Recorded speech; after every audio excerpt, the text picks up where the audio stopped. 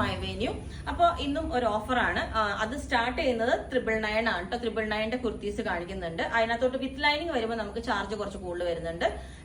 പിന്നെ ഫാബ്രിക്കും rate difference ഉണ്ട്. അപ്പൊ നമ്മൾ അപ് ടു 1550 വരെ ഉള്ളതാണ് കാണിക്കുന്നത്. അതെല്ലാം ലേറ്റസ്റ്റ് ഇപ്പൊ ചെയ്തേക്കുന്നതാണ്. ഫസ്റ്റ് ഇതിപ്പോ ഞാൻ ലേറ്റസ്റ്റ് നമ്മൾ ചെയ്തേക്കുന്നതാണ്. ഈ പ്രിന്റ് വെച്ചിട്ട് നമ്മൾ വേറെ ചെയ്തായിരുന്നു. ഇതിപ്പം നമ്മൾ വിത്ത് സ്ലിറ്റ് ആണ്.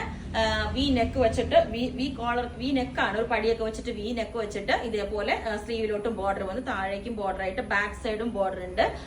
ഇവിടെ ഒരു ജോയിന്റ് ഉണ്ട്. മെറ്റീരിയലിന് വിട്ട് കുറയുമ്പോൾ നമ്മൾ ജോയിന്റ് കൊടുക്കുന്നതാണ് ഞാൻ ഓൾറെഡി പറയുന്നത്. അത്യാവശ്യം തിക്നെസ് ഉള്ള മെറ്റീരിയലാണ്. അപ്പൊ ഇതാണ് 999 ഫസ്റ്റ് സ്റ്റാർട്ട് ചെയ്യുന്നത്.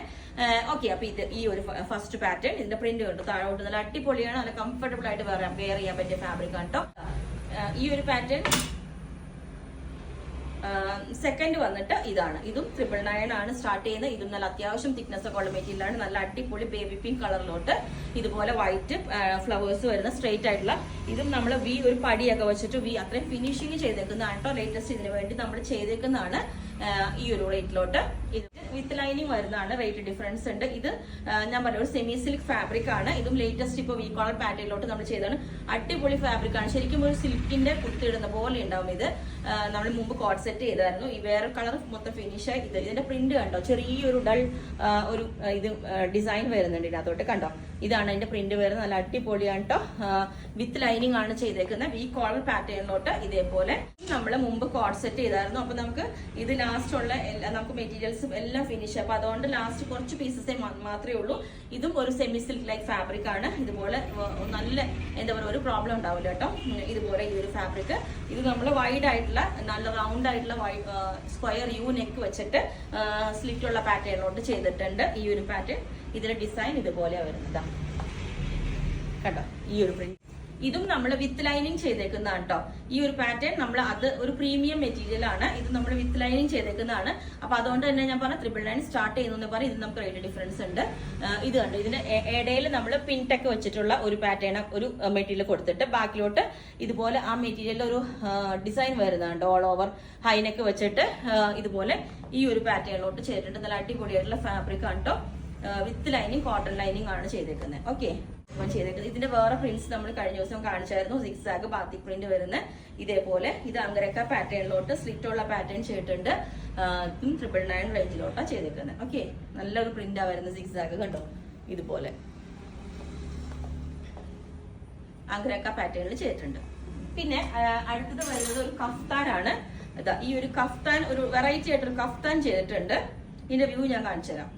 പാറ്റേൺ ഇതാണ്. കഴിഞ്ഞ ദിവസം ലേറ്റസ്റ്റ് നമ്മളുടെ കോഡ് സെറ്റിലെയാണ്.